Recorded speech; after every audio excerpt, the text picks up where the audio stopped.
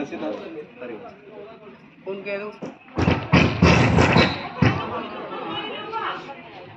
अपनी अपनी जगह पे खड़े हो जाओ।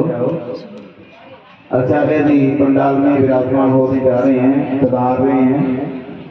स्वागतम सुस्वागतम गुरुदेव आपका स्वागतम, स्वागतम सुस्वागतम गुरुदेव आपका स्वागतम, स्वागतम सुस्वागतम, स्वागतम सुस्वागतम गुरुदेव आपका स्वागतम, स्वागतम सुस्वागतम गुरुदेव आपका स्वागतम, स्वागतम सुस्वागतम आपका स्वागतम गुरुदेव आपका स्वागतम, गुरुदेव आपका स्वागतम, गुरुदेव आपका स्वागतम।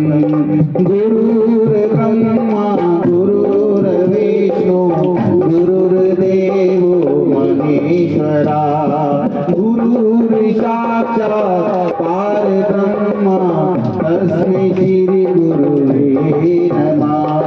स्वागतम सुस्वागतम गुरुदेव आपका स्वागतम, स्वागतम सुस्वागतम गुरुदेव आपका स्वागतम, गुरुदेव आपका स्वागतम, गुरुदेव आपका स्वागतम।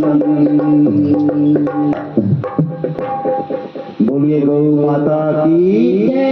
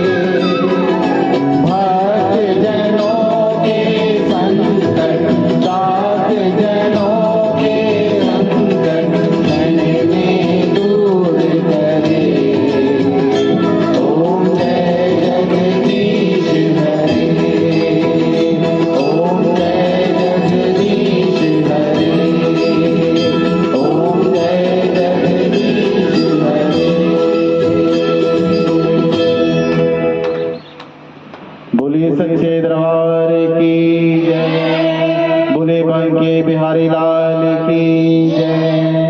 बैठ जाओ सारे भाइयों, थैंक यू। ओम श्री सरस्वती नमः। श्री सद्गुरुदेवाय नमः। ओम श्री भक्ति विशाल नारायणाय नमः। भगवती मां मठिणा देवी राजेश्वरी नमः।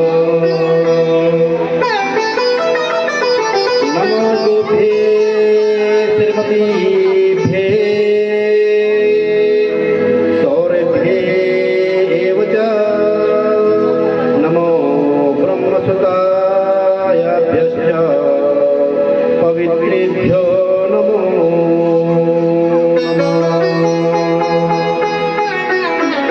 पंचगावा समुत्पन्नम मध्यमानो महादवो तासां मध्ये तुयानंदा तस्मै देवे नमो नमः। सर्वकामसुधे देवी सर्वतीर्थे विशेषिणी पाविनी सुरभि श्रेष्ठे देवी तुभ्यं नमो नमः।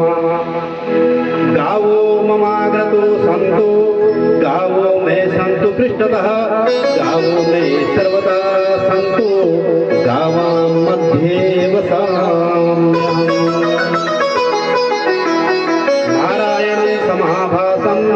शंकराचार्य मध्यगाम अस्माचार्य पर्यंतां वंदे गुरु परंपरा।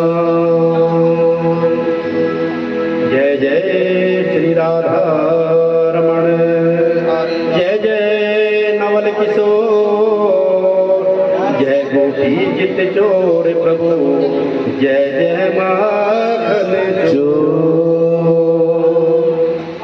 कि राधा मेरी मात है पिता मेरे घनश्याम, इन दोनों के चरणों में मेरा कोटि प्रणाम। अरे आए हो तो प्रेम से लो हरि का नाम, सब भक्तों को विनोद की जय जय सीताराम, जय जय राधे श्याम, जय जय सीताराम।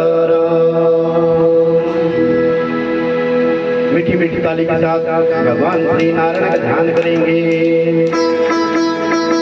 हम नाथ तुम बड़े दयालु, नारायण बड़े दयालु, नाथ तुम बड़े दयालु, नारायण बड़े दयालु, नाथ तुम बड़े दयालु, नारायण बड़े दयालु, नाथ तुम बड़े दयालु, नारायण बड़े दयालु।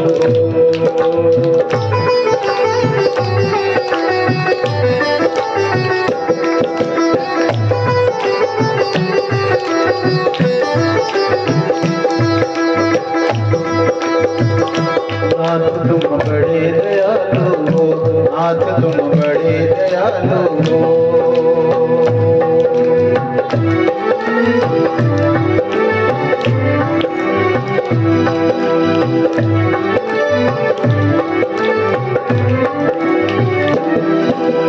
और न कोई हमारा है, मुझे बस तेरा सहारा है।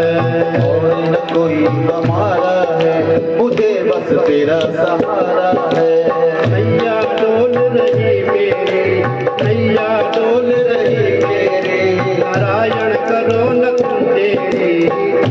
नाथ तुम बड़े दयालु हो, नारायण बड़े दयालु हो, नाथ तुम बड़े दयालु हो, नारायण बड़े दयालु हो।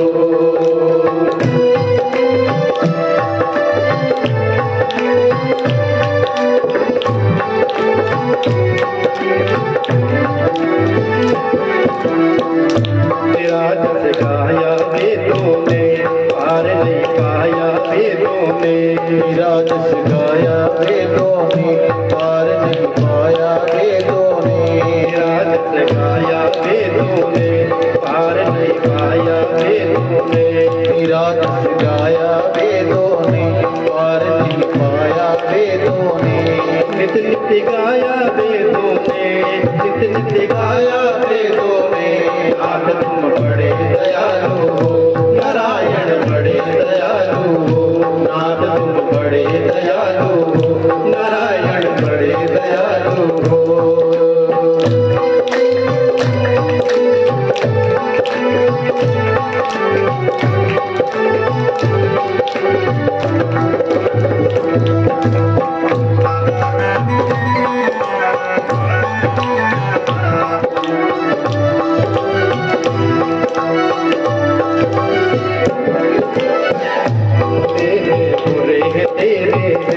तेरी माया के घेरे हैं, भले हैं बुरे हैं तेरे हैं, तेरी माया के घेरे हैं, भले हैं बुरे हैं तेरे हैं, तेरी माया के घेरे हैं, भले हैं बुरे हैं तेरे हैं, तेरी माया के घेरे हैं। फिर भी हम बालक तेरे हैं, फिर भी हम बालक तेरे हैं।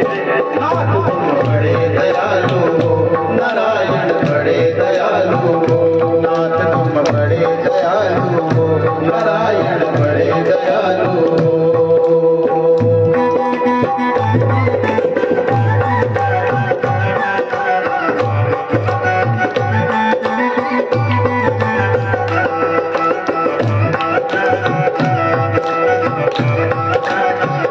मीठी मीठी ताली के साथ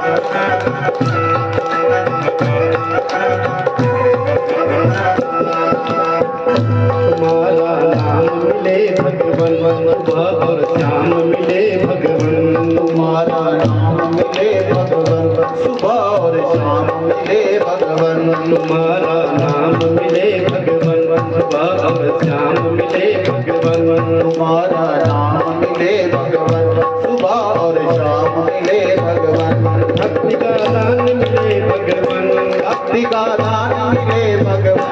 नाथ तुम बड़े दयालु हो, नारायण बड़े दयालु हो, नारायण बड़े दयालु हो, नारायण बड़े दयालु हो।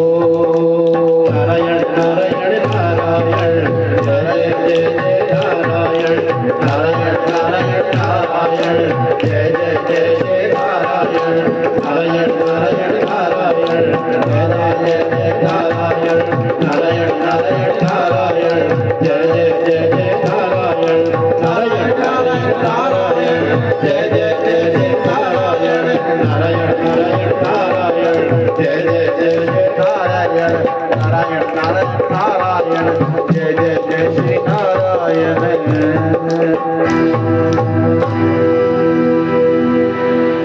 परम मंगलमय परात्पर अखिलेश्वर अखिल ब्रह्मांड नायक पर ब्रह्म नायक पर ब्रह्म भगवान श्री कृष्ण की वांगमयी प्रतिमूर्ति गो विश्वस्वरूप चराचर कामधेनु सुरभि ब्रह्मपुत्री गौ माता श्रीमद भागवत गौ कथा ज्ञान यज्ञ में आप सभी माताओं का, बहनों का, भाइयों का, बुजुर्गों का, बच्चों का, संगीतज्ञों का सबका स्वागत है। और आज आप कथा का रसपान करके, गौ कथा का रसपान करके अपने जीवन को धन्य कर रहे हैं। बड़े सौभाग्य की बात है कि आज आप इस गौ कथा पंडाल में विराजमान होकर भगवान श्री कृष्ण जी की जो प्यारी मैया है उस गौ माता का कथा का श्रवण कर रहे हैं।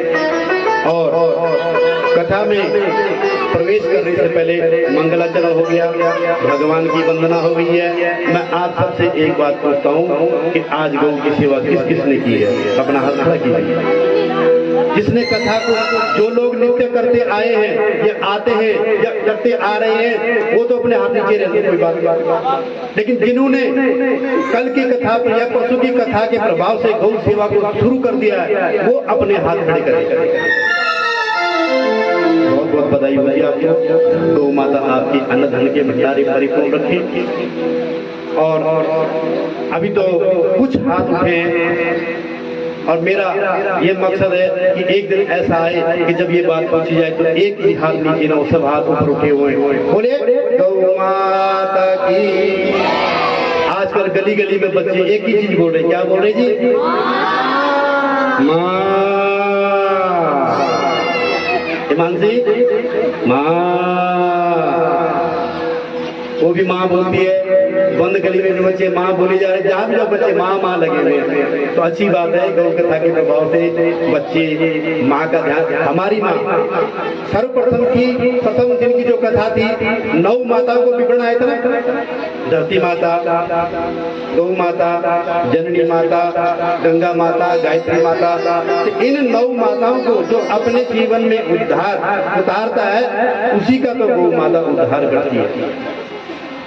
तो कल आप सबने भगवान श्री कृष्ण लीला का वर्णन सुना कि किस प्रकार भगवान कृष्ण जी गौ माता के उद्धार के लिए कंस के कारागार में जन्म लेते हैं और गौ प्रेम पाने के लिए, गौ सेवा करने के लिए गोकुल पहुंच जाते हैं। अच्छा, एक बात बताऊं आपको कि पहले ना त्रेता युग में राम जी का जन्म हुआ, कृष्ण जी बाद में आए द्वापर में। तो राम जी की इच्छा थी कि मैं गौ सेवा करूं, लेकिन नहीं कर पाए। रामचंद्र जी गौ सेवा नहीं कर पाए। बाल्यकाल में गुरु जी से शिक्षा ग्रहण की और जब कुछ यौवन हुए, स्वयंवर भी हो गया, सीता जी का स्वयंवर हो गया, सीता माता जी के साथ विवाह भी हो गया, चारों भाइयों का विवाह हो गया। तो मन में एक लालसा थी राम जी की कि मैं गौ की सेवा करूं, लेकिन नहीं कर पाए। अच्छा, जब तक कुछ करने का समय आया, तब तक मंथरा ने ऐसी माला फेरी कि राम जी को वनवास जाना पड़ा। जब राम जी को वनवास जाना पड़ा ना, तो राम जी ने सोच लिया कि अभी तक तो मैं एक राजकुमार था, मेरे पास सब कुछ था, अब तो मैं एक वनवासी हूँ, मेरे पास कुछ नहीं है। तो वहां पर भी वन जाते समय भी रामचंद्र जी ने अपने महल में निकलने से पहले गौदान किया था। देखिए गौदान की महिमा इतनी, स्वयं भगवान भी गौदान कर रहे हैं। त्रिजट नाम का एक ब्राह्मण था, गरीब था। वो जब वहां आया तो भगवान रामचंद्र जी ने उसको लाठी दे दी, जो तेरी लाठी है ना, इसी को तू जहां तक फेंक सकता है, हे ब्राह्मण फेंक, और जहां तक तेरी लाठी जाएगी वहां तक सब गौएं तुझे मैं दान कर दूंगा, क्योंकि ये मेरा वन जाने का समय है। इसके बाद मैं किसी को कुछ दान नहीं कर पाऊंगा, क्योंकि मैं तो महल से मैं तो एक वनवासी हो गया, और वनवासी के तन पे क्या होता है? एक भगमा वस्त्र। तो त्रिजट ब्राह्मण ने भी पूरा जोर लगाकर उस लाठी को इतना दूर फेंका कि सरयू नदी के पार वो लाठी पहुंची, और भगवान रामचंद्र जी ने बड़ी प्रसन्नता पूर्वक कहा कि जाओ, इतनी सारी गैया आपको दान दी। बोले मर्यादा पुरुषोत्तम रामचंद्र जी की। अच्छा, ये भी थोड़ा नहीं कि जो कोई गाय दे दी, जहाँ तक लाठी गई, भगवान ने कहा इसमें कोई जो दुधारू गाय नहीं है उनको निकाल दो, जो बीमार हैं उनको निकाल दो, जो स्वस्थ है, हृष्ट है, पुष्ट है, दुधारू है, उन्हीं को त्रिजट ब्राह्मण को दान किया जाए। भगवान ने भी वहां पर दान किया, और उस त्रिजट ब्राह्मण को जहाँ तक लाठी गई सरयू पार तक, उतनी गौएं दान करके आप वनागमन कर दिए। तो ये है गौ की महिमा। भगवान राम ने भी कहा कि अब मैं कर दूं तो कर दूं, ठीक है, अब 14 वर्ष तक देखी जाएगी। जब 14 वर्ष लौटेंगे तब देखेंगे, लेकिन वन जाते हुए भी मैं गौदान कर दूं, तो वहां पर भी गौदान कर। अच्छा, इन्हीं भगवान रामचंद्र जी के कुल में इनके पूर्वज हुए महाराजा दिलीप। नाम तो सुना होगा, नाम सुना ना? और दिलीप के पुत्र हुए कौन? महाराज रघु। महाराज रघु। अब जो दिलीप थे, इनकी मित्रता, इनकी दोस्ती थी किसके साथ? महाराज इंद्र के, जो देवताओं के देव राज इंद्र हैं, और स्वर्ग में इनका आना जाना लगा रहता था। जब इंद्र का मन करता तो दिलीप को संदेश भेजते कि हमसे मिलो। अब आप कहोगे कि कहाँ इंद्र स्वर्ग का राजा है और कहाँ दिलीप धरती का वासी। तो इंद्र लोक में कैसे चला था? उस टाइम पे, उस समय में लोगों के अंदर सत था, उनकी क्षमता, उनकी शक्तियां इतनी थी कि कहीं भी आ जाते अपने तपोबल पे। वो आज के इंसान की तरह थोड़ा न थे कि 12 बजे से पहले उठना नहीं है, भगवान का अर्चन नहीं करना, वंदन नहीं करना, ज्योतवती धूप अगरबत्ती नहीं करनी, बिना नहाए धाए पहले भोजन कर लेना। लेकिन वो जो उस समय के राजा महाराजा, राजऋषि, यज्ञ ऋषि, ब्राह्मण, वेद पाठी, शिष्य, जो अपने गुरु के शिष्य होते थे, वो भी परम प्रतापी होते थे। उनके पास भी अपनी एक पावर होती थी। और वर्तमान समय की बात कहूँ, बागेश्वर धाम में धीरेन्द्र शास्त्री सब जानते हैं, बहुत सी खबरें देखते हैं। उनके पास क्या है? उनके पास भी अपनी बल शक्ति है। ऐसे थोड़ी ना हर किसी की चिट्ठी खोल के बैठ जाते हैं। तो ये क्षमता होती है, ये पावर होती है। इस प्रकार की पावर महाराजा दिलीप के पास थी, जो इंद्र के पास आया जाया करते थे। अब होता क्या है कि एक छोटी सी गलती के कारण महाराजा दिलीप को शराप लग जाता है, अकारण अज्ञानतावश। एक तो होता ना कि जानबूझ के हमने पाप कर दिया, अज्ञानतावश। एक समय जब इंद्र ने संदेश भेजा महाराज दिलीप को, तो महाराज दिलीप इंद्र लोक में चले गए। वहां से उनसे मंत्रणा, विचार विमर्श किया और अपने घर को लौट रहे थे। जब अपने अयोध्या को लौट रहे थे, मार्ग में अर्ध रास्ते पर कामधेनु माता खड़ी थी। लेकिन महाराज दिलीप ने ना तो उस गाय को देखा, ना उसको प्रणाम किया, ना उसका कोई सत्कार किया, ना सम्मान किया, और चुपचाप वहीं से निकलकर अपनी नगरी अयोध्या में आ गए। इधर जब दिलीप ने माँ गौ को कुछ प्रणाम नहीं किया तो थोड़ा सा गौ माता को बुरा लगा, किसने मेरा अपमान कर दिया। उसने श्राप नहीं दिया, पर कई बार कहते हैं ना, अगर कोई हमें दुखी करे, हमारा मुंह कुछ ना बोले, लेकिन बद्दुआएं, आज श्राप जो यहाँ से भी चल पड़ता है, वो भी लग जाता है। तो उसके मन में एक बात आती है कि यदि मेरी संतान कृपा ना करे, देखिए क्या बोल रही है कि यदि मेरी संतान कृपा ना करे तो इस राजा के कभी भी संतान नहीं होगी। बोले गौ माता की, प्रेम से बोलेंगे माँ। आज कथा में पहली बार कौन कौन आया? आप भी आए, आप भी आए, और हाँ आप भी आए। ओ देखो दूर दूर से आ रहे, पीटीसी कॉलोनी, अर्जुन नगर, सब आ रहे, सबका स्वागत है। अच्छा, जो पहली बार गौ को तो वहां भी सुनी है, अभी जो 3 महीने पहले की कईयों ने वहां भी सुनी है, लेकिन जो पहली बार आ जाए, पहली बार सुन रहा है, वो हाथ खड़े करे। अच्छा, तो आपको पता ये माँ क्यों किया जाता है? जब सृष्टि की उत्पत्ति हुई थी तो सबसे पहले गाय माता ने ही इस माँ शब्द का उच्चारण किया था, और यही वो माँ शब्द है कि जो हमें पार लगाता है। इसलिए कहते हैं कथा में आया करो। अब प्रथम दिन के प्रसंग में चला गया कि माँ शब्द का तात्पर्य क्या, ये 9 माता कौन कौन सी हैं। आज तो कथा बहुत आगे चली गई ना, वो सीरियल छूट गया आपका सास बहू वाला। पता लगा सास ने बहू को मारा कि बहू ने सास को मारा। कल आपने देखा ना, सीरियल टप गया। इसलिए कहते समय से कथा में आया करो, कथा का आनंद लिया गया। कईयों की तो मजबूरी होती है, वो नहीं आ पाते हैं, वो बात अलग है। लेकिन कहीं छोड़ के आप कल जाएंगे, थकावट बहुत है, काम बहुत करे, कपड़े भी धोने वाले नहीं, जाओ कल जाएंगे, परसों जाएंगे। ठीक है, ठीक है। तो हम कहाँ पे थे? अब किसी को याद नहीं होगा। शराब लग गया था। यहीं पे थे जी, यहीं थे पक्का। हाँ शराब, ठीक है, ध्यान रखा करो कहाँ पे कथा के विराम होता है, उस चीज को भी याद रखा करो। बीच में हास्य व्यंग भी चलता है, विनोद की बातें भी चलती रहती हैं। तो गौ माता कहती है यदि मेरी संतान ना चाहे तो इस राजा के कभी भी संतान नहीं होगी। बोली गौ माता की। अब राजा का श्राप लग चुका है, राजा को भी पता नहीं है कि मुझे गाय का श्राप लग चुका है। अब राजा के कोई संतान नहीं होती है, राजा भी दुखी, रानी भी दुखी, राज परिवार भी दुखी, दरबारी भी दुखी, प्रजा भी दुखी। अब चिंता हो जाती है कि भी राजा की कोई संतान नहीं हो रही है। तो जी इनके गुरु थे ना, वो है कौन है जी, पता किसी को? रामायण तो सबने देखी होगी। कौन है गुरु? राम जी के गुरु कौन है?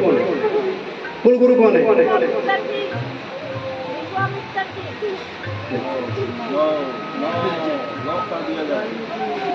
इसीलिए तो कहते हैं कथाओं में ध्यान दो।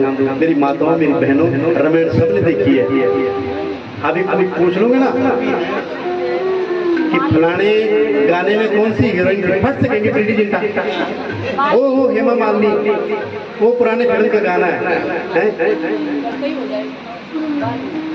अब पूछ रहे कि होली खेले रघुवीर अवध में, होली खेले रघु, सब फिल्म का, बागवान का, सब बताइए। और बोलो कि राम जी के गुरु कौन है? कोई नहीं बता रहा कि वशिष्ठ है। गुरु वशिष्ठ जी है ना, ये इनके कुल गुरु हैं। तो दिलीप ने भी, महाराज दिलीप ने भी अपनी पत्नी सहित अपने गुरु, कुल गुरु जो वशिष्ठ जी के हैं, उनके आश्रम में जाकर नतमस्तक होकर प्रणाम कर उनकी अर्चना वंदना करके उनसे ये कारण पूछा कि हमें संतान क्यों नहीं प्राप्त होती है। अब शास्त्र क्या कहता है कि हमें जरूरत है ना, तो हमें गुरुजनों के पास जाना चाहिए, हमें बुजुर्गों के पास जाना चाहिए। लेकिन आज पता क्या आ गया? अरे पंडित जी इधर आओ जरा, तो तुम आ जाओ यार, बहुत धूप है यार, गर्मी बहुत है, तुम आ जाओ। पंडित जी के लिए धूप नहीं है। अच्छा, कोई लड़का है, मम्मी थोड़ा इधर आना, कोई बात करनी थी, पापा जी इधर आ जाना। लेकिन शास्त्र कहता है कि आपको स्वयं जाना चाहिए।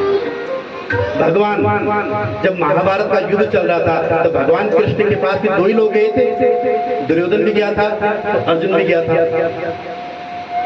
तो हुआ क्या, एक शीश पर बैठ गया, एक चरणों में बैठ गया। जो पहले गया वो सिरोधरी हो गया, जो बाद में गया चरणों में बैठ गया। जब भगवान जागृत हुए तो कौन आदमी उठ के पहले पीछे देखता है? कोई नहीं देखता। जब आंख खुलती, नजर सामने पड़ती तो क्या देखते हैं? अर्जुन बैठा हुआ है। तो जिसमें दृष्टि पड़ी भगवान की नजरों में, वही प्रथम हो गया। दुर्योधन ने हल्ला मचा दिया कि मैं पहले आया, मैं चरण जी के पहले तू ही ले जा। ले भी क्या गया? अब जो बाद में आया वो तो सब कुछ ले गया। तो इसी प्रकार अगर हमें कोई जरूरत है किसी गुरु जी की, तो हमें गुरु जी के पास जाना चाहिए, जैसा दिलीप महाराज जी गए और अपने कुल गुरु वशिष्ठ जी से पूछा, हे गुरु महाराज हमारे संतान नहीं हो रही है। तब उन्होंने अंतर मन में, बड़े तपस्वी ऋषि थे, जब अपने अंतर मन में झांका तो उन्हें पता लग गया और कहते हैं कि राजन तुमसे एक छोटी भूल हो गई है। याद करो वो दिन जब तुम इंद्र की सभा से लौट रहे थे और रास्ते में तुम्हें मार्ग में एक गाय मिली, कामधेनु गाय मिली, तुमने ना तो उसको नमस्कार किया ना सत्कार किया और उसके अंतर मन से आपको शाप लग चुका, इसलिए आपके संतान नहीं होगी। अच्छा, जो गुरु समस्या का हल ना कर सके तो गुरु का एक, और गुरु समस्या का हल करता है। तो तब दिलीप ने कहा कि हे गुरुवर, अब आप ही बतलाइए कि इस समस्या का क्या हल है। अच्छा, जो वशिष्ठ जी है ना, उनकी एक गाय है कामधेनु, जिसका नाम है, क्या नाम है जी? नहीं, नंदनी। क्या नाम है जी? कल पूछूंगा। चलो अभी तो गौ कथा नहीं सुनी, आज मैंने बता दिया कि वशिष्ठ जी की गाय का नाम है नंदनी, और कल पूछूंगा। तो वशिष्ठ जी कहते हैं कि हे महाराज दिलीप, अपनी पत्नी सहित आप इस काम धेनु नंदनी का पूजन करो, इसकी सेवा करो।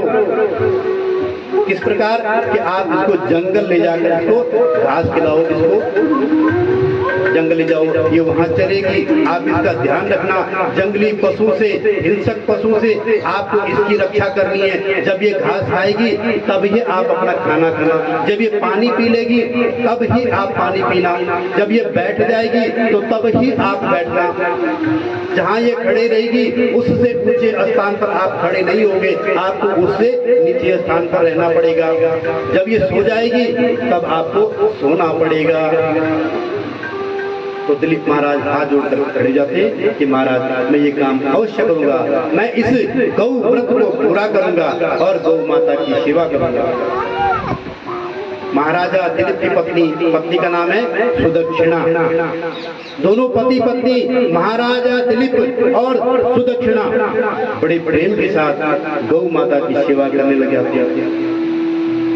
जो राजा की पत्नी है सुदक्षिणा, वो सोने की सिंगोटियों से भगवान के सिंगों को सजाती, उसका श्रृंगार करती, उसके गले में माला डालती, उसके बदन पे चुन्नी ओढ़ती,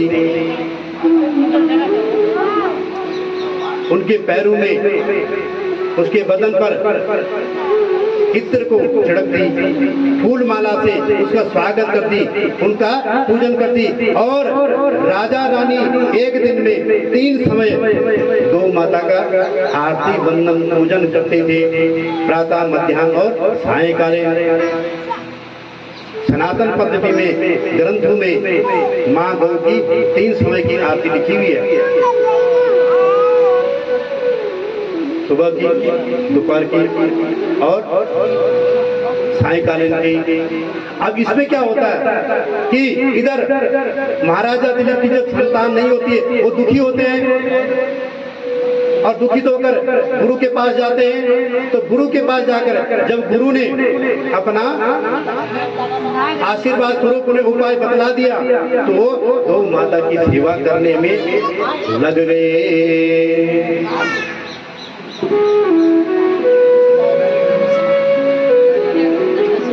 और दिलीप और रानी सुदक्षिणा अपने आप को हौसला बढ़ाते हैं कि हमारे घर में भी संतान होगी। किस प्रकार? मत हो न मन बाबरे उदास,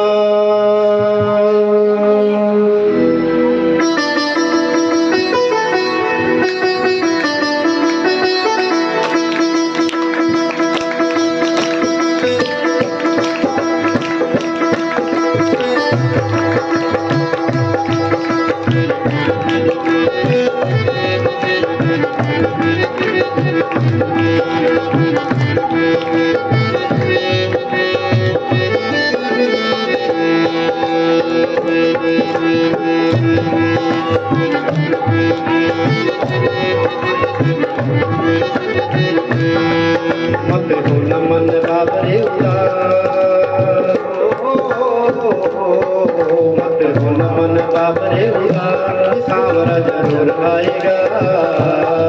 मत होना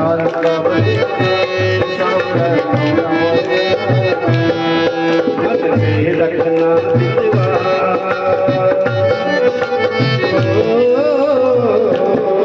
मन में रखना सिवा, ये सांवरा जरूर आएगा।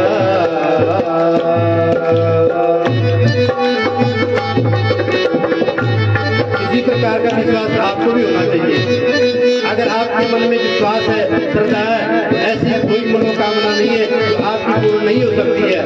यहाँ पर मेरे पास कई हमारे मोहल्ले की ऐसी बच्चियां आ चुकी हैं जिनको संतान की प्राप्ति नहीं हुई है और कहते पंडित जी हमारी झोलियां भर दो।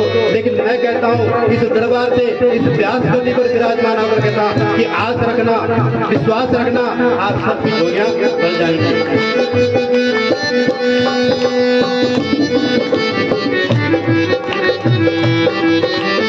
बोले नैया तेरे हाथ में न पतवार हो, राह अनजानी और घोर अंधकार हो। बोले नैया तेरे हाथ में न पतवार हो, राह अनजानी और घोर अंधकार हो।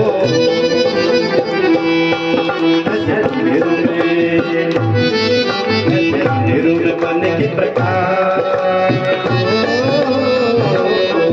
ऐसे अंधेरों में बन के प्रकाश के सामने जरूर आएगा।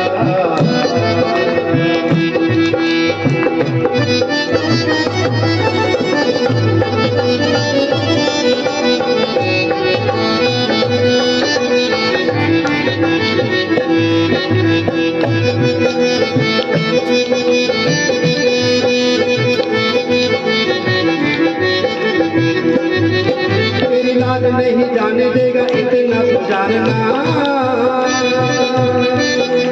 कसौटी पे तेरे हार नहीं मानना। तेरी लाज नहीं जाने देगा इतना तो जानना, कसौटी पे तेरे हार नहीं मानना। सच्चे प्रेमी नहीं, सच्चे प्रेमी नहीं होते हैं निराश, सच्चे प्रेमी नहीं होते हैं निराश। ये सांवरा जरूर आएगा, मत मन बाबरे उदास, ये सांवरा जरूर आएगा।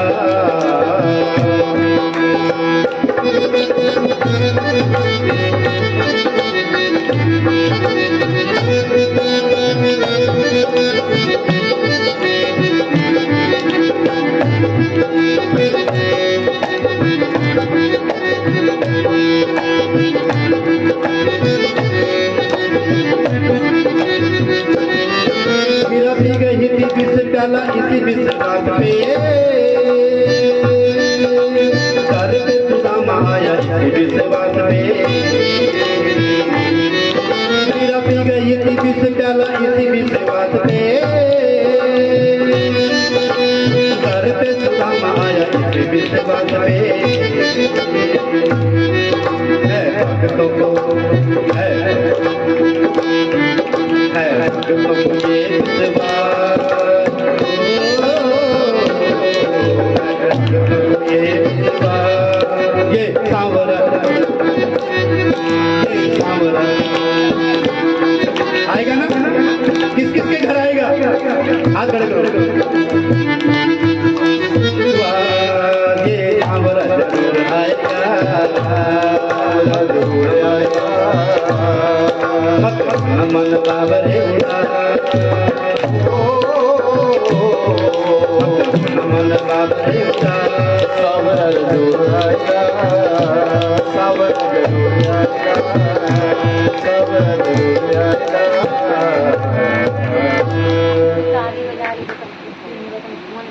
तो जो विश्वास रखता है तो ठाकुर जी भी जरूर आते हैं।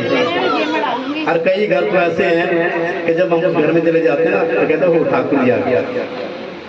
उनका एक विश्वास होता है, वो ये नहीं देखते हमारे घर में पंडित जी आ गया, वो कहते हैं ठाकुर जी आ गया।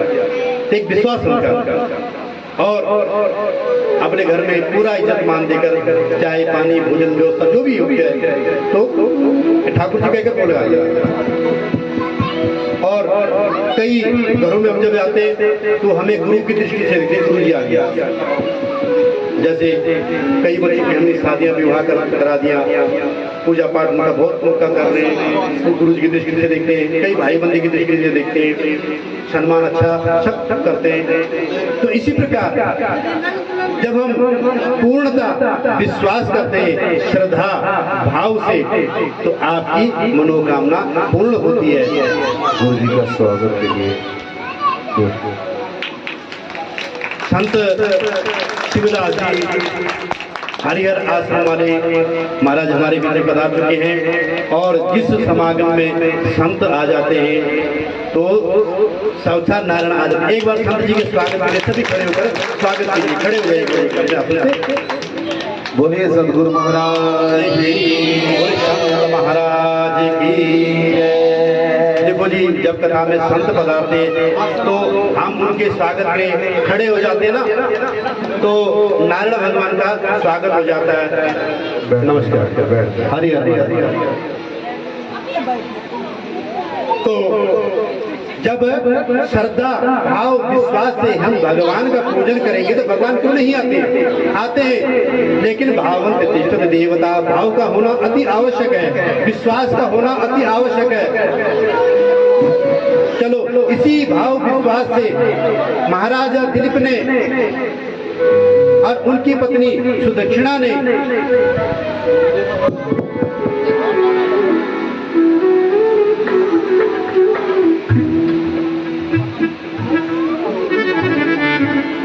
महाराज दिलीप की पत्नी सुदक्षिणा ने वशिष्ठ जी की गाय नंदिनी का बड़ी सेवा की, बड़ी प्रेम के साथ उनका पूजन विधि पूरा ध्यान रखा और ध्यान रखते रखते 21 दिन बीत गए। कितने जी? ध्यान कथा में रखिए जी, कथाएं बार बार नहीं होती है, आपका ध्यान एकाग्र कथा में। और भगवान की गैया वशिष्ठ जी की जो गाय है नंदिनी, उसका पूजन ध्यान अर्चन वंदन करते करते 21 दिन बीत गए। अब एक दिन क्या होता है कि रोज की भांति 21 दिन पूर्ण होने पर महाराज दिलीप ने, उनकी पत्नी सुदक्षिणा ने गाय का पूजन किया, उनको तिलक दिया, उनके गले में हार श्रृंगार सजाया, गले के गाय के गले में घंटी जो बजती है, घंटी जैसे यहाँ पे हमारे गाय के गले में घंटी बंदी हुई बजती है, उनको आदर सहित वन चरने के लिए भेज दिया और आगे आगे गैया और पीछे पीछे महाराजा दिलीप उस गाय को चराने जंगल में चले गए। अब होता क्या है, वहां पर एक विचित्र घटना घटती है कि इन 21 दिनों तक महाराज दिलीप ने एक क्षण के लिए भी अपनी दृष्टि गाय से इधर उधर नहीं की, लेकिन कुदरती उस दिन थोड़े समय के लिए दृष्टि गाय से हट गई, एक होनी थी। तो जब जंगल में देखा तो सुंदर सा वातावरण है, ठंडी ठंडी हवाएं चल रही हैं, कहीं हल्की हल्की बारिश की बौछारें पड़ रही हैं, कहीं कोहरा है, कहीं धुंध है, कहीं कुछ, और इंद्रधनुष का जो सप्त रंगों से एक नाभा आकाश मंडल पे छाया हुआ है और चारों तरफ बड़ी प्रसन्नता पूर्वक महाराज दिलीप का ध्यान हटा और वो उस प्राकृतिक छटा में हो जाते हैं। इतनी देर में क्या होता है कि एक सिंह शेर उस गाय पर झपटा मार लेता है और उसको अपने पंजों के नीचे दबा देता है। किसको? नंदिनी को, गुरु वशिष्ठ जी की गाय नंदिनी को। और जब गाय ने जोर से चित्कार किया, ये स्वर कर्कश था, एक स्वर तो जो है वो प्रेम का है, कौन सा है? माँ। और ये कर्कश था कि माँ, ये दुख भरा पूर्ण स्वर था। और जब इस दुख भरे पूर्ण कर्कश स्वर को राजा दिलीप ने सुना तो उसका ध्यान भंग हो जाता है कि ओहो ये क्या हुआ, मैं कहाँ खो गया। और तब ध्यान आया कि मेरी नंदिनी कहाँ है। और जब दूसरी तरफ देखा, नजर दौड़ाई तो नंदिनी नीचे लेटी हुई है और उसके ऊपर एक सिंह महाराज चढ़े हुए और उन्होंने उसको अपने पंजों में बड़े बड़े नाखूनों से उसको दबा रखा अपना शिकार बनाने के लिए। राजा दिलीप भागे भागे गए और उस शेर को मारना चाहा, अपना धनुष उठाया और अपना जो तर्कस से बाण निकाला। और ये परिस्थिति ये तो ऐसे कैसे खड़े रह गए, जैसे कोई फोटो नहीं होती, वो खड़ी खड़ी ना हिलती ना डूबती है। तो महाराज दिलीप भी इस अवस्था में खड़े खड़े रह गए। जो धनुष जहाँ का जहाँ था, जो तर्कस में हाथ डाला, ना तो तीर बाण निकल पाया, कुछ नहीं, वहीं पे खड़े रह गए। तो तब जो शेर था वो मनुष्य की बोली बोलता है, वो कहता है, हे राजा दिलीप, मैं भगवान शंकर का गण कुंभोदक हूँ और इस वन संपदा का रक्षक भगवान शंकर ने मुझे बना रखा है। और भगवान ने ये भी कहा है कि जो पशु यहाँ आए तुझे प्रतिपद जो भी दिखे, जो सर्वप्रथम जिस पर तेरी दृष्टि पड़ेगी तू उसका शिकार करना और उसे खा जाना, तुझे कोई पाप नहीं लगेगा। इसलिए राजा तुम जड़ बन चुके हो, जड़ बनी एक जगह खड़े हो चुके हो, तुम मेरा कुछ नहीं बिगाड़ सकते हो। तुम जितने मर्जी धनुष बाण चला लो, तुम मेरा कुछ नहीं, और मुझे कोई पाप भी नहीं लगता, क्योंकि आज सर्वप्रथम दृष्टि मेरी किसी गाय पे पड़ी है। तो राजा दिलीप अंतर मन से पिघल जाता है। क्यों पिघल जाता है? कि घर में तो कोई संतान है नहीं। गुरु वशिष्ठ जी ने गौ की सेवा लगाई है और यहाँ लेने के देने पड़ गए। तो बड़े अंतर मन से दुखित होकर हाथ जोड़कर उस शेर के पास चला जाता है और कहता है, हे शेर महाराज, ये मेरी गुरु की गाय है, मैं राजा दिलीप हूँ और गुरु की गाय की सेवा कर रहा हूँ, तो आप इस गाय को छोड़ दीजिए। अगर आप इस गाय को खाओगे तो मेरे गुरु कुपित हो जाएंगे और मुझे शाप लग जाएगा। तो शेर कहता है, अरे राजा दिलीप, तो कैसी बहकी बहकी बातें कर रहा है यार? अरे तू एक देश का राजा है, तू जिसको चाहे तो लाखों गाय दान कर सकता है। ऐसी 1000 गायें अपने गुरु को दे दे, तेरे गुरु प्रसन्न हो जाएंगे। दिलीप कहता है कि नहीं महाराज, यही गाय चाहिए और मैं इसी गाय को लेकर जाऊंगा, नहीं तो गुरुजी क्या कहेंगे। वो कहते भाई ये मेरा भोजन है, मुझे भोजन करने दे। वो कहता ले मुझे खा ले। बड़े विचित्र बात करता है, तुझे कैसे खाऊं मैं नर भक्षी थोड़ा ना हूं, मैं तो अपना आहार करता हूँ, मैं नर भक्षी नरमयी मनुष्य, मैं मनुष्य का मांस खाने वाला शेर नहीं हूँ, मैं अपना शिकार करके ही, और मुझे कोई पाप भी नहीं, क्योंकि मैं भगवान का गण हूँ, कुंभोदक मेरा नाम है, भगवान रुद्र का गण हूँ, भगवान ने मेरी ड्यूटियां लगाई है। और भगवान ने कहा कि जो पहले दिखेगा उसको खाना, उसके बाद दूसरे को मत खाना, अगले दिन फिर खा लेना, और जो पहले दिखे नहीं दिखे तो भूखा रहना। मुझे आज दिखे मैंने मार लिया, तो ऐसी बहकी बहकी बातें करता है। मैं अपना भोजन क्यों छोड़ूं और क्यों तुझे खाऊं? दिलीप कहता है, हे सिंह महाराज, मैंने गुरु के साथ वचन किया है कि मैं गाय का व्रत पूर्ण करूंगा और इस गाय की सेवा करूंगा। ये गाय एक दुधारू है, इसका घर में एक बच्चा भी है, अगर तुम इसको खाओगे तो जब ये घर नहीं जाएगी तो इसका बच्चा अपनी माँ के बगैर कल्प कल्प कर मर जाएगा। उस बच्चे की अंतरात्मा का जो दुख है, जो शाप है, वो भी मुझे लगेगा। मैं आपसे नम्रता के सहित विनती करता हूँ, प्रार्थना करता हूँ कि आप इस गाय को छोड़ दीजिए और इस गाय की जगह आप मेरा मांस पिंड खा लीजिए। शेर कहता है कि मैंने गाय को छोड़ दिया और गाय भाग गई और तूने धनुष बाण से मुझे मार दिया, तो कहता मैं वचनबद्ध हूँ। एक राजा को, एक क्षत्रिय को अपने वचन का, अपने कर्तव्य का पालन करना आता है। हम राजा लोग राज भोग के लिए नहीं होते, हम गौ रक्षक होते हैं, हम प्रजा पालक होते हैं, हम अपने वचनों की पालना करते हैं। रामायण के अंदर आता ना, रघुकुल रीत सदा चली आई, ये वही रघु, अभी रघु जी आए नहीं है, अभी तो दिलीप की बात चल रही है। तो हम अपने वचनों की पालना करते हैं। मैं आपको वचन देता हूँ कि आप गाय को छोड़ो, आप मुझे खा लीजिए। कहते भरोसा भरोसा, उसने गाय को छोड़ दिया। अब गाय शिकार के पंजे से जब मुक्त हो गई तो हड़बड़ा कर उठी, इधर उधर भाग गई, अपना बचाव करना था।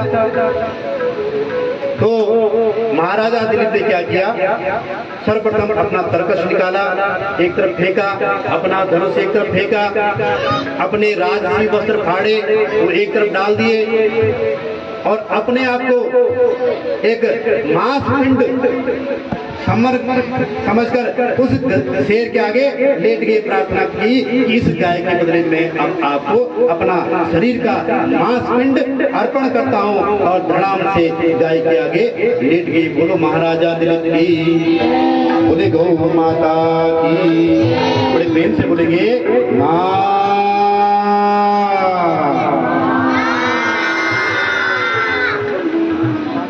अब दिलीप महाराज शेर के ऊपर, शेर के आगे लेट गए। अब वो इंतजार कर रहे हैं कि अब शेर मुझ पर झपटा मारेगा, मुझे फाड़ेगा, मुझे खाएगा, इस चीज का इंतजार कर रहे हैं। लेकिन एक बड़ी करुण, बड़ी प्यारी आवाज आती है, हे पुत्र, हे पुत्र उठो, इस जगह से उठो, खड़े हो जाओ। राजा दिलीप वो चक्कर है कि किसकी आवाज है। जब उठा तो क्या देखता, वही कामधेनु वशिष्ठ जी की नंदिनी सकुशल उनके आगे खड़ी है। वो इधर उधर नजर दौड़ाते हैं तो कहीं कोई शेर नहीं दिखता। कहते माता, वो सिंह महाराज कहाँ गए? तो माता कहती है कि कौन सा सिंह, कौन सा शेर, वो सब कुछ मेरी ही लीला थी। बोले गौ माता की। कहानी समझ में आ गई? जब बच्चा 6 महीने पढ़ता ना तो कच्चे पेपर भी देने पड़ते हैं। जब साल में पढ़ता है तो पक्के पेपर भी देने पड़ते हैं, और साल भर बाद ही पता लगता है इसने क्या किया। 33% किए कि 50 किया कि 90 सुपर कि टॉप अप। हेलो आप पैर इकट्ठे कर लो जी, संघर्षण करनी करी बैठे इधर में आ जाओ, इधर आ जाओ, इधर शेयर ले लो, ले। तो गौ माता कहती है कि कौन सा सिंह, ये सब मेरी ही लीला है। हे वत्स, जो निरंतर तुम इतने दिनों से मेरी सेवा कर रहे हो ना, तो तुम्हें तुम्हारी सेवा का फल देने का समय आ चुका। ये तो मैं तुम्हारी परीक्षा ले रही थी कि तुम अपने धर्म पर कितना अडिग हो, तुम कितने धर्मवान हो, तुम गौ रक्षक कितने पक्के हो, प्रजापालक अपने वचन के प्रतिपालक कितने पक्के हो। लेकिन तुम अपनी परीक्षा में पूर्ण हुए। अब मैं कामधेनु नंदनी वचन देती हूँ कि जो तुम कहोगे वही तुम्हें मिलेगा। तुम अपनी इच्छा बताओ, आज मैं तुम्हें वरदान दूंगी। तो राजा दिलीप कहता है, मुझे सुयोग्यवान पुत्र की इच्छा है। मैं निसंतान हूँ, मेरे घर में कोई संतान नहीं है। आप मुझे मेरी पुत्र की इच्छा पूर्ण कर दीजिए। गाय माता कहती, जाओ इस जंगल में कोई बड़ा सा पत्ता लेकर आओ।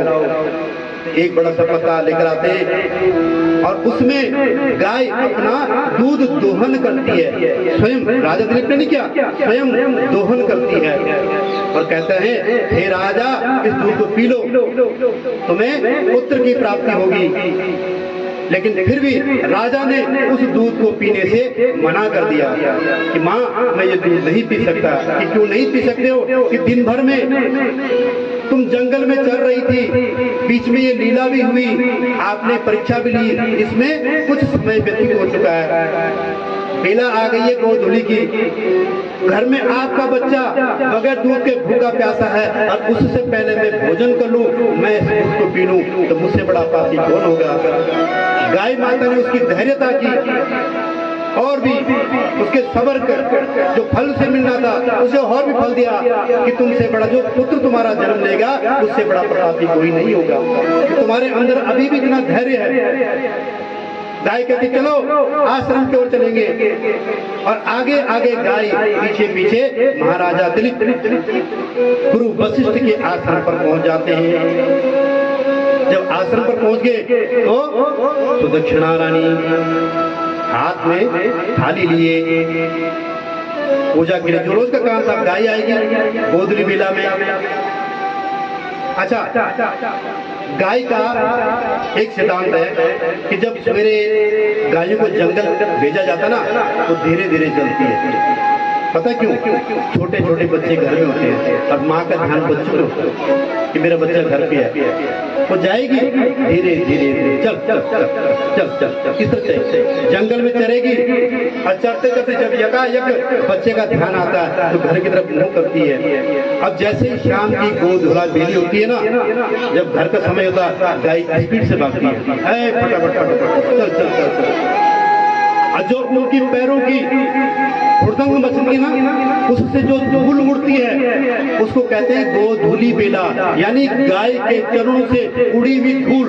और वो धूल जिसके माथे पर पड़ जाती है उससे बड़ा सौभाग्य किसी को नहीं। भगवान कृष्ण हमेशा गायों के पीछे चलते थे और प्रतिदिन वो गायों की धूल भगवान श्री कृष्ण के मस्तक पर पड़ती थी। इसीलिए गऊ के प्रताप से इतना बड़ा महाभारत भी होता है। तो ये सब गऊ के प्रताप से ही है। इधर जब घर में आते हैं तो जैसे गाय ने घर में प्रवेश किया तो द्वार पर नंदनी जी थाली लेकर खड़ी है। हाँ जी, पोटरी घड़ी कल बोल रहे थे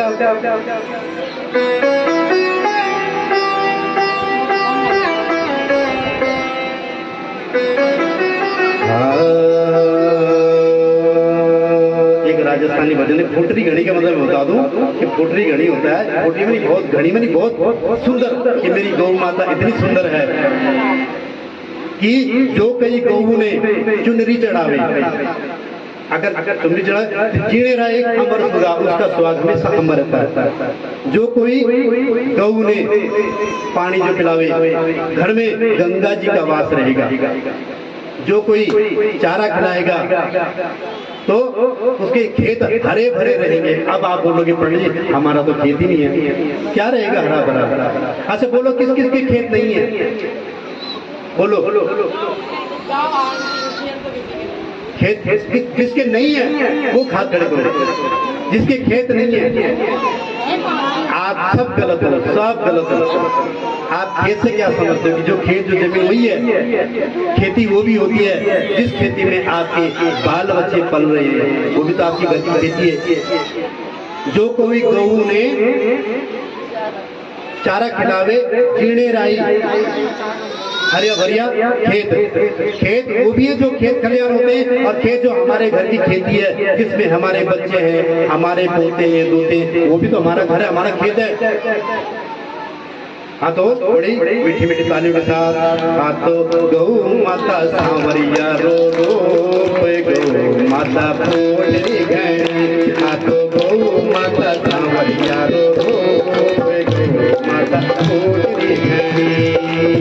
फूटरी घड़ी रे गौ माँ फूटरी घड़ी, फूटरी घड़ी रे गौ माँ फूटरी घड़ी, हाँ तो गौ माता सांवरिया रो माता फूटरी घड़ी।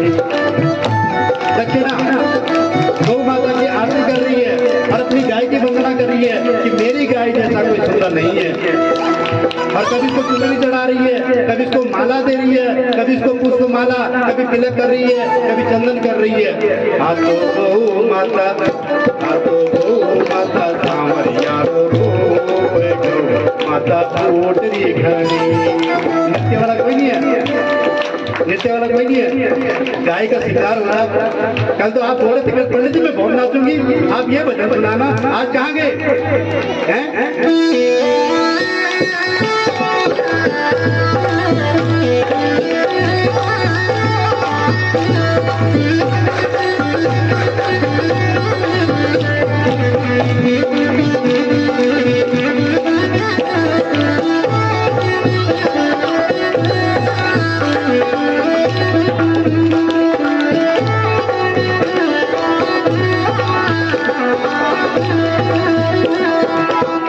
कोई गऊ ने चुनरी उड़ावे, जो कोई गऊ ने चुनरी उड़ावे, चिड़े राही अमर सुहाग गौ माता पोटरी घड़ी, चिड़े राही अमर सुहाग गौ माता पोटरी घड़ी।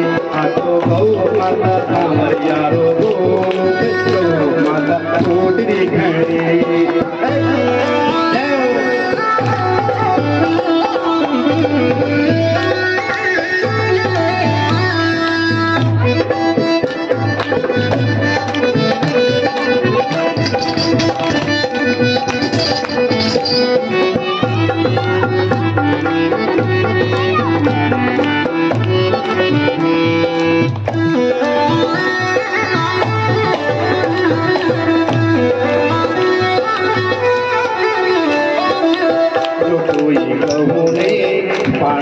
जावे, जो कोई गऊ ने पानी जो प्यावे, जिने राही गंगा रो निवास, गौ माता फूटरी घणी, जिने राही गंगा रो निवास, गौ माता फूटरी घणी, गौ माता सांवरिया रो रूप।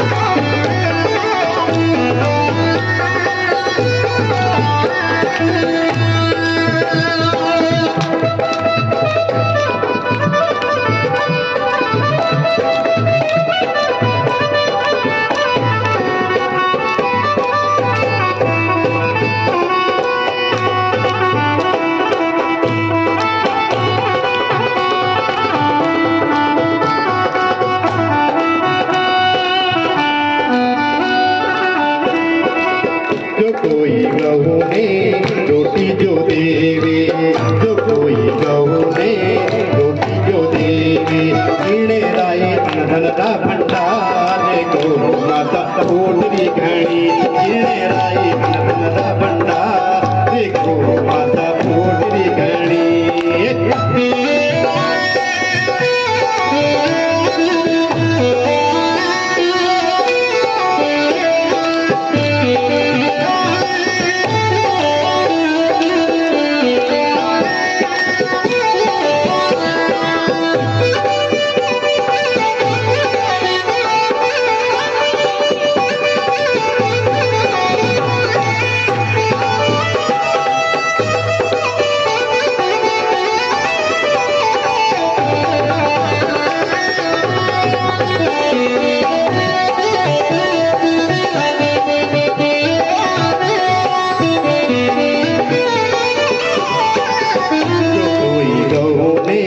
चारों जो देवे, जो कोई गऊ ने चारों जो देवे, इणे राई हरिया हरिया के, गौ माता फूटरी घणी, इणे राई हरिया हरिया के, गौ माता फूटरी घणी।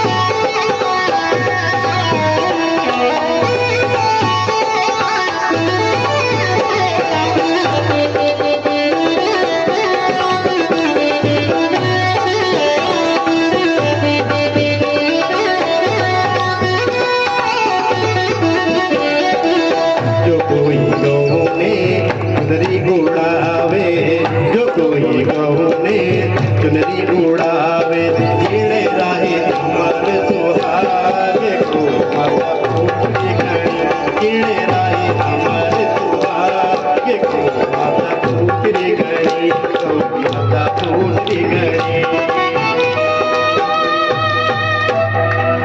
गौ माता की जय।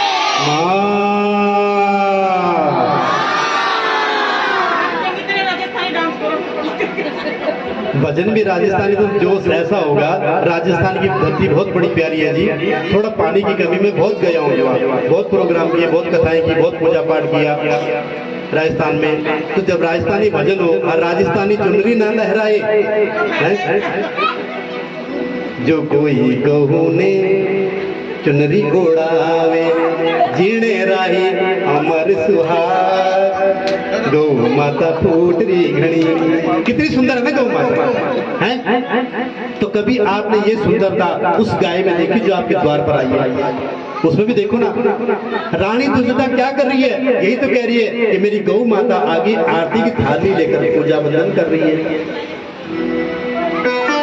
सारा वृतांत दिलीप ने गुरु जी को सुनाया कि आज मेरे साथ जंगल में ऐसा हुआ। माता सुदक्षिणा ने गाय को गौशाला में ले जाकर बांधा और गाय के बछड़े ने जब दूध को पिया, अग्निहोत्र के लिए जब दूध का हिस्सा निकल चुका, ध्यान दीजिए, शांति का ध्यान दीजिए, ध्यान कथा पर। कथा का निचोड़ तो अब आ रहा है ना, और उस निचोड़ में आप डिस्टर्ब इधर उधर होगे, कोई फायदा नहीं। थोड़ा कथा में ध्यान दीजिए। गौ माता द्वार पर आ गई। माता दिलीप की पत्नी सुदक्षिणा ने आरती की गौ माता की, अपने गौशाले में ले गए, वहां बांध दिया। इधर दिलीप ने जंगल का वृतांत गुरु जी को सुनाया, उधर सुदक्षिणा ने गौ माता के बछड़े को भरपूर दूध पिलाया, दोहन किया, अग्निहोत्र के लिए अपना हिस्सा दिया। और जो पत्ते में, वो जंगल में पत्ते में दूध दिया था ना गाय ने, फिर उस दूध का पान किया गया। और उसके प्रताप से, गौ के प्रताप से तब राजा दिलीप के घर में सुदक्षिणा के गर्भ से एक पुत्र ने जन्म लिया। और उसका नाम जानते हो क्या है? रघु। आपने सुना कि रघुकुल रीत सदा चली आई। ये वही रघु हैं जो दिलीप के पुत्र और माता सुदक्षिणा के गर्भ से उत्पन्न हुए। और इस गऊ के प्रताप से ये देख लो कि इनके कुल में भगवान रामचंद्र जी ने भी जन्म लिया, लेकिन उस कुल का नाम राम नहीं पड़ा, राम कुल नहीं पड़ा, वही रघुकुल चलता आया। क्योंकि गुरु वशिष्ठ जी की गाय जो नंदिनी थी, उसकी सेवा की थी महाराजा दिलीप ने। तो जब आप गौ माता की सेवा करोगे तो आपको क्यों नहीं फल मिलेगा? हमारे संत शिवदास जी हमारे बीच में विराजमान है, इनकी गौशाला में भी गौ बंधी हुई है, ये भी बहुत सेवा करते हैं। आपको कई बार दूर जाने में दिक्कत आती है, आप आश्रम में जाकर गौ सेवा कर सकते हो। और ऋषियों की, संतों की, ब्राह्मणों की ये परंपरा रही है, जो गाय के बगैर रह ही नहीं सकते। अच्छा, अब एक चीज और बताता हूँ मैं। कई लोग मेरे को यहाँ पे, कई भी, आज नहीं पहले भी कहते हैं, पंडित जी तुम तो पता नहीं गायों से क्यों लिपटते रहते हो। समझ में आ गया? कई लोग जाते जाते बोल, अब सबको समझ आ गया होगा कि पंडित जी कभी उस बच्चे को खुजलाते हैं, कभी उसका चोट देखते हैं किसी को। अभी एक आजकल में बच्चा घूम रहा है, तो हमारे राज ठाकुर जी ने बताया कि इसकी चोट लगी, देखा, उनका इलाज भी करते हैं। तो अब कहने का तात्पर्य आपको सब कुछ पता चल गया हो कि पंडित जी जब भी कोई गाय आती है क्यों उससे इतना लाड प्यार करते हैं। कभी किसी डंडे के सींग पे मालिश कर दी, कभी किसी पूंछ पकड़ के उसे सला दिया, कभी कमर सला दी। तो ऐसा नित्य नेम अगर आप भी करोगे तो आपके घर में भी आपकी सर्व मनोकामनाएं पूर्ण होगी। कामधेनु कौन है? जो आपकी कामनाओं को पूर्ण करने वाली है, वही कामधेनु है। अगर आप नित्य प्रति गौ की सेवा करते हैं, उसके प्रति गावो, शास्त्र में क्या कहा गया कि गावो विश्व मातरो, की गाय विश्व की माता है, चराचर जगत की माता है। और हम लोगों ने इसको क्या समझ लिया? एक पशु और कुछ नहीं।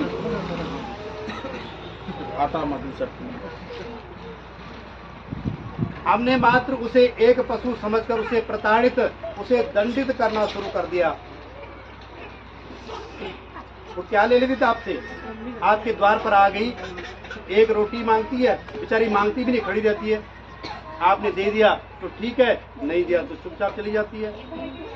लेकिन आप लोग क्या करते हो कि कभी डंडा, अब कुछ लोग तो ऐसे धर्मात्माओं को दया आती, गाय को मारना नहीं चाहिए, वो कभी डंडा नहीं मारते, वो 2 लोटी पानी फेंक देंगे।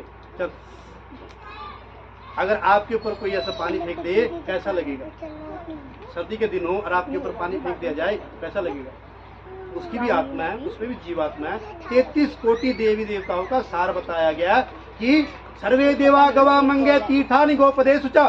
शास्त्र क्या बोल रहा है? आप उस वाणी को नहीं समझ रहे हो कि सर्वे देवा, कि सभी देव, गवा मंगे, कि गाय के प्रत्येक अंग में, और तीर्थानि, जितने भी तीर्थ हैं, गौ पदेश उचा, चाहे वो बद्रीनाथ है, चाहे केदारनाथ है, चाहे तिरुपति बालाजी है, चाहे द्वारकाधीश है, चाहे वृंदावन है, वो सब गाय के पैरों में है। आपने कभी गाय की परिक्रमा की? करते हो कभी?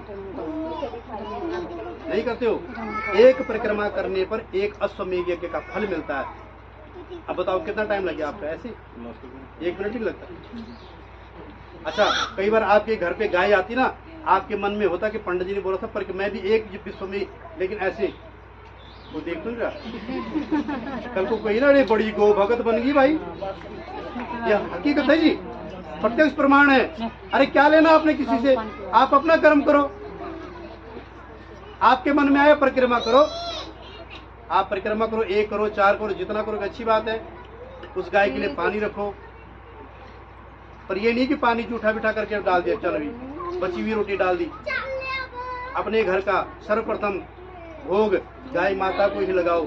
आपने गौ माता को भोग लगा दिया तो 33 कोटि देवताओं को भोग।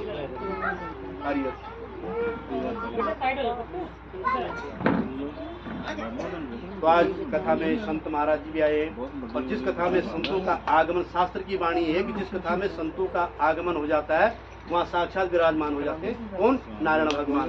तो संत की परिभाषा बहुत बड़ी है, ऋषि की परिभाषा बहुत बड़ी है। मुनि, ऋषि भी अलग हैं, मुनि भी अलग हैं, संत अलग हैं, ब्राह्मण अलग हैं, सबकी परिभाषा अलग अलग है। अरे ये संत तो ऐसे होते हैं, ये घर बार सब त्याग कर भगवान की भक्ति में लीन रहते हैं। हमसे तो घर बार भी नहीं छूटता, क्योंकि हम लोग गृहस्थी हैं, अपने अपने कार्य, हम लोग अपने अपने कार्यों में लगे हुए रहते हैं। बोले गौ माता की मां। तो एक भजन हमारे पुनीत शर्मा जी श्रवण करवा रहे हैं, नाचने वाला हो जाएगी।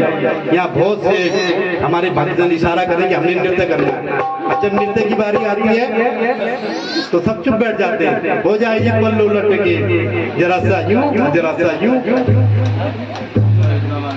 राधा रानी जी का सुनाए।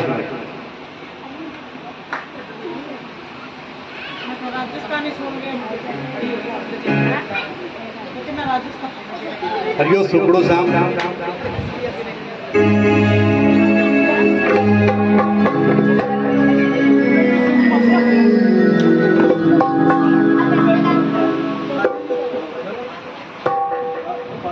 इधर ही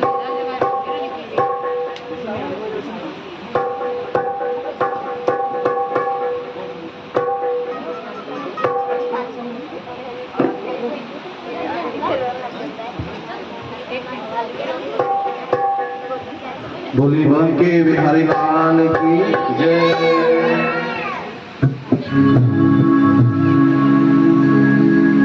ना तमन्ना थी दौलतों की, शोहरतों की लाडली, राधा नाम की करके